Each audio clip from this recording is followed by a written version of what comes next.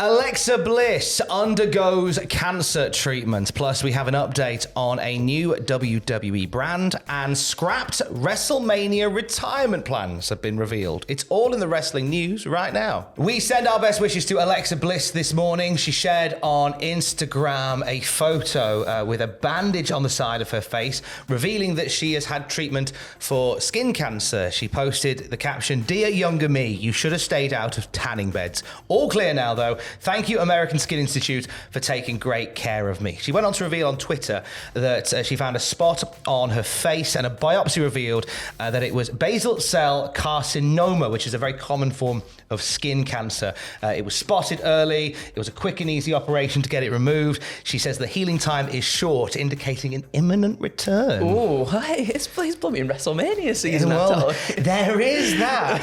There have been a lot of questions about where Alexa Bliss has been. I think that kind of puts pay to quite a few of those, and we send our best wishes to Alexa Bliss for a full and speedy recovery. I think it's certainly an advertisement for if something's not quite right with your body, get it checked, and get it checked quick, because the sooner you do, the more you can do about it. Nothing but love for Alexa Bliss. Now, it's not been all bad news and rough times for the reason why Alexa Bliss has been away. There has been some other good stuff, hasn't there? Yeah, so in some brighter news, Bliss was unmasked on The Masked Singer on Fox last night. So Bliss has been performing on the show under the axolotl mask, which is like that little smiley sea creature, like little sea lizard looking thing. Show us an axolotl on there. Look at it. So the cutest one.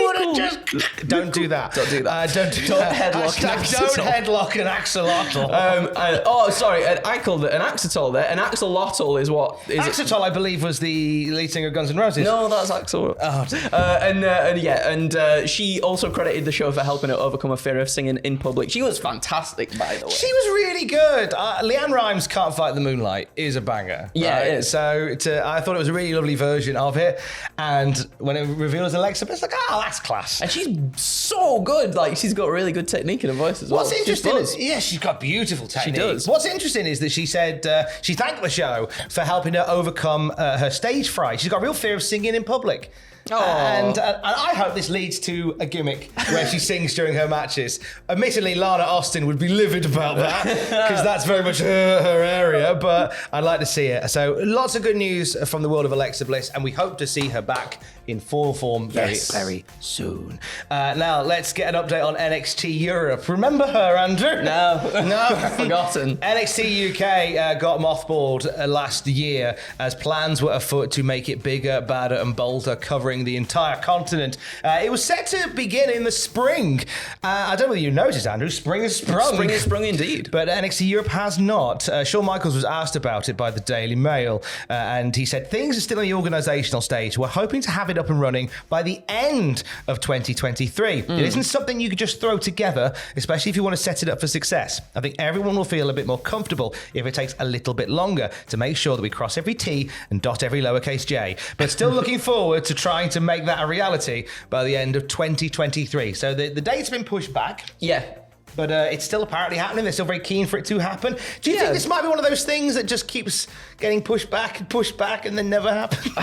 I'm not too sure. I mean, I think maybe spring, sort of a spring and I want to say release date, like it's a game or something. A spring sort of launch date for this may have been a little bit ambitious, given that we've got WrestleMania and everything surrounding that. There's got to be a lot of organisation for that within itself, and maybe, I guess, NXT Europe might not be of the highest priority at that point when you've got the grandest stage of them all to sort of get prepared for.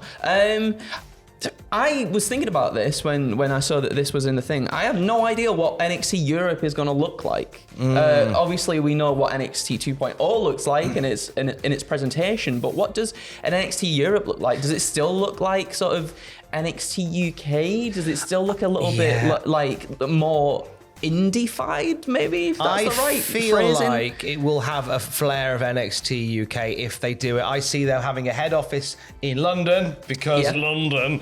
See them having a head office in London, and then later moving to Salford Keys due to lack of money. That's how entertainment business works around here.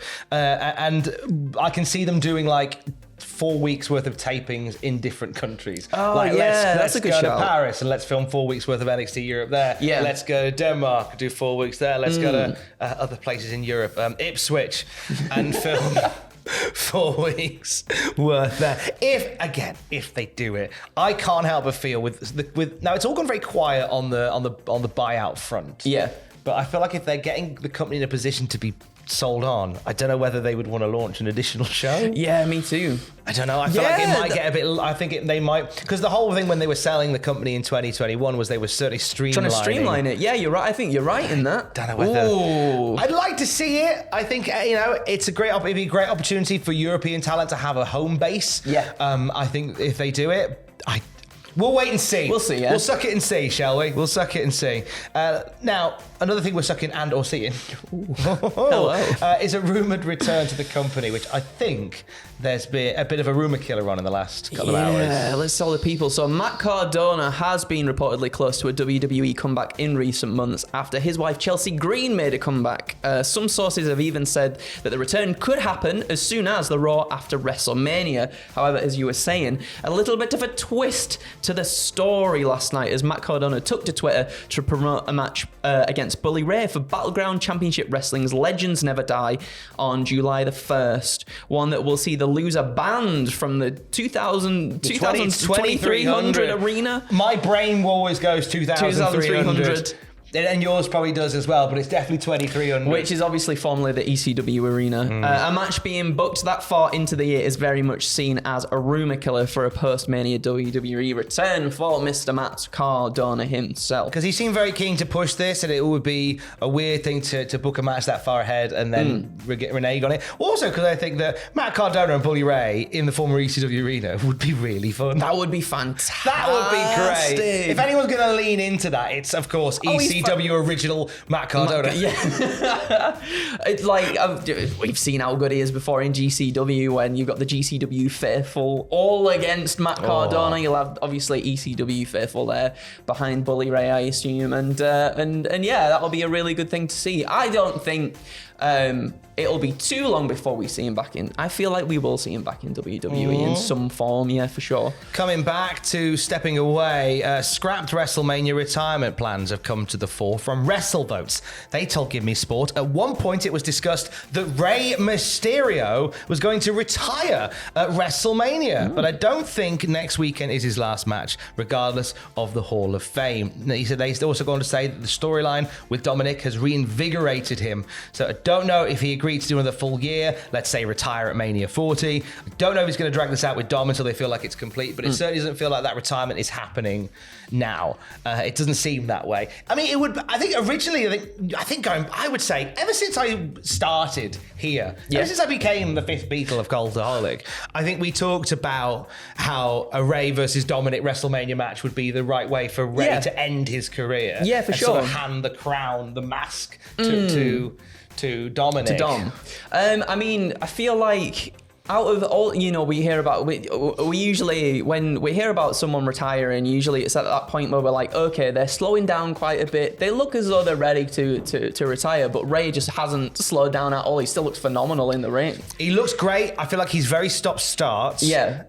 Whereby when he goes, you're right. Yeah, he's still excellent and can still put on an amazing piece of work.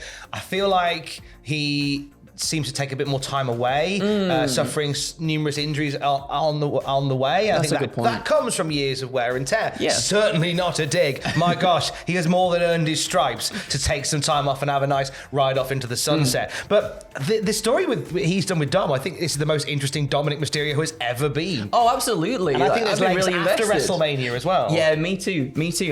So yeah, I think they'd really want to build it up a little bit more because we're not that far away now from WrestleMania itself. It's next week. I feel like if you wanted to build towards a Rey Mysterio retirement match, you would build something a little bit more than what's been going on at the moment. Just sort of Dom coming out and being like, fight me, daddy, fight me. Fight me, daddy. And Rey's like, I'm not gonna fight you. I beat you when I beat you on that WWE game all them years ago.